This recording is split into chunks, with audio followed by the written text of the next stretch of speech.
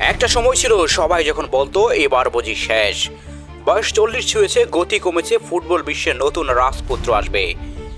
কিন্তু Cristiano Ronaldo যেন বললেন শেষ থেকেই তিনি আবার শুরু করেন, কারণ নামটা তো ক্রিস্টিয়ানো রোনালদো।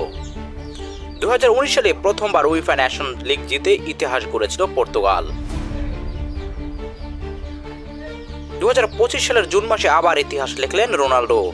জার্মানির বিপক্ষে সেমিফাইনালে তার জয়সূচক গোলে ফাইনালে উঠে এলো পর্তুগাল।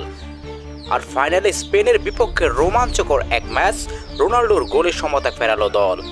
2-2 গোলে ম্যাচ গেল অতিরিক্ত সময়ে, তারপর ট্রাইবেকার। দম বন্ধ করা মুহূর্ত, পর্তুগাল জিতল 5-3 গোলে।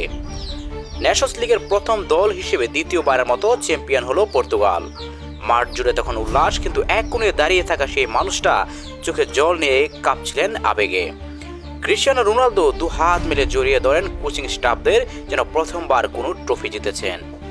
এটাই রোনালদোকে আলাদা করে দেয়, এটাই তার সেই খিদে, যা বয়স মানে না, সমালোচনা মানে না, ক্লান্তি মানে না। 40 বছর বয়সেও তিনি দৌড়ান, তিনি জাপান, তিনি লড়েন, কারণ তিনি জানেন লড়াইটা বয়সের বিরুদ্ধে নয়, লড়াইটা নিজের সীমাকে পেরিয়ে যাওয়ার। তিনি শুধু একজন ফুটবল কিংবদন্তি নন, তিনি আমাদের জন্য জীবন্ত এক মোটিভেশন, একটা নাম যে নামের মানে আজও কোটি কোটি মানুষের চোখে ভরসা, সাহস আর অনুপ্রেরণা। ক্রিস্টিয়ানো রোনালদো ফুটবল মাঠের এক রাজপুত্র আর জীবনের লড়াইয়ের অনন্ত এক যোদ্ধা।